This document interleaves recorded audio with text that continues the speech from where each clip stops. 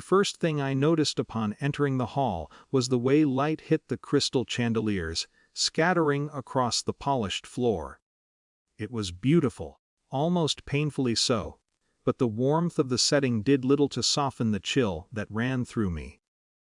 My younger brother, the center of attention, smiled at everyone, carefree, smug, oblivious to the tension he was about to create. I had anticipated awkwardness from my parents, small nudges of ridicule hidden behind forced laughter. But nothing prepared me for the moment when he caught my gaze, tilted his head slightly, and pointed toward the trash cans near the back wall. "Your seat is over there," he said, his voice casual yet sharp. A beat passed. My parents joined in with laughter, high and brittle. "That's the spot the stray bulldog likes the most," my mother added, as though this were a clever joke. I felt heat rise, a familiar sting of humiliation, but I held it down. I stood, slowly. Every eye in the room flicked toward me. I didn't speak. I didn't argue. I walked out. The doors closed behind me with a quiet finality. Outside, the cool night air pressed against my skin. The city's hum felt distant, muffled, but the silence was no comfort.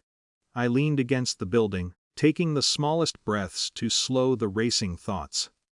Memories surfaced, one after another, childhood moments where he'd sneer, parents excusing his arrogance, small humiliations buried under family routines. The pattern was clear, and for once, I had chosen restraint over reaction. I didn't need them to understand. I didn't need immediate validation. My absence would speak louder than any words. 30 minutes passed. The murmurs and laughter of the party faded behind me, replaced by the distant clang of dishes and faint voices. Then I heard it, a scream. Not the shrill, playful kind children make. This was raw, tremulous, unguarded. I glanced toward the hall. My brother had knocked over a decorative display, a tall floral arrangement that balanced precariously atop a pedestal. It crashed onto the floor, shattering glass and scattering flowers. Guests gasped. Parents rushed toward him, voices rising in a mixture of anger and panic. I did nothing. I stayed where I was. But through the glass doors, I could see him stumble backward, his posture collapsing as authority converged around him. The caterer, who had been patient until now, reprimanded him sharply, while an aunt stepped in to restore order. The room that once hummed with celebration now trembled under the weight of the sudden, visible consequences. And yet, I felt no triumph. Only a quiet, measured relief. I had not lashed out. I had not demanded recognition. My dignity remained intact while the dependence, the fragility that had always been hidden beneath his brashness, was suddenly apparent to everyone. I walked further from the building, past the glow of street lamps and the hum of distant traffic.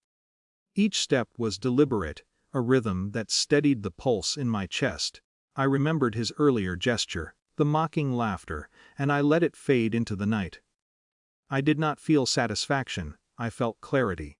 When I finally turned back toward the hall, I saw him standing amidst the remnants of the display, trembling, shoulders hunched, the weight of scrutiny pressing down.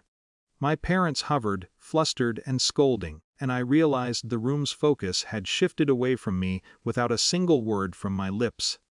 The shift was quiet, undeniable, and entirely earned by absence and poise. I kept walking, leaving the chaos behind. My phone buzzed once with a message from an old friend asking if I was okay. I didn't reply immediately. For the first time that evening, I felt a sense of control that had nothing to do with anger, vengeance, or spectacle. The event continued without me, but I knew I had changed something imperceptible yet fundamental. The scream lingered in my memory, not as a weapon, not as evidence of my brother's humiliation, but as a subtle reminder of hidden dependence laid bare. Power, I understood now, could exist quietly. It didn't need shouting. It didn't need dramatics.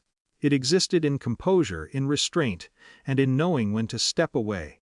And so I walked on, past the glittering halls, past the laughter that had once sought to wound me, into a night that felt steadier, quieter, and entirely mine.